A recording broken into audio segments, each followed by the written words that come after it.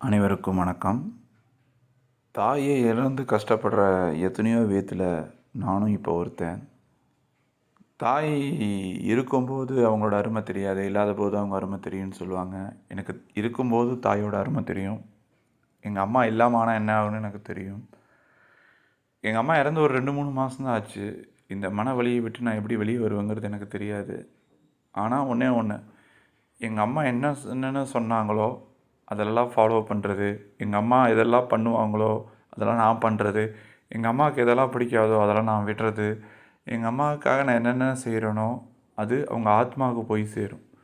நீங்களும் உங்கள் அம்மா இழந்து வாடிக்கிட்டு இருந்தீங்கன்னா, உங்கள் அம்மா சொன்ன விஷயங்களை மனசில் வச்சுட்டு அதுபடி நடக்க. அவங்களுக்கு பிடிக்காத விஷயங்களை பண்ணாதீங்க. அவங்களுக்கு பிடிக்காத ஒரு பொருளை சாப்பிடாமல் இருப்பாங்களா, அந்த பொருளை நீங்களும் சாப்பிடாம விட்டுருங்க.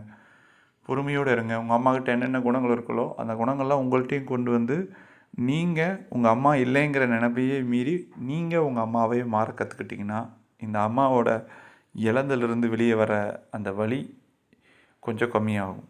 ஸோ அம்மா இழந்து தவிச்சிட்ருக்க ஒவ்வொருத்தருக்கும் என்னோடய ஆழ்ந்த அனுதாபங்கள்.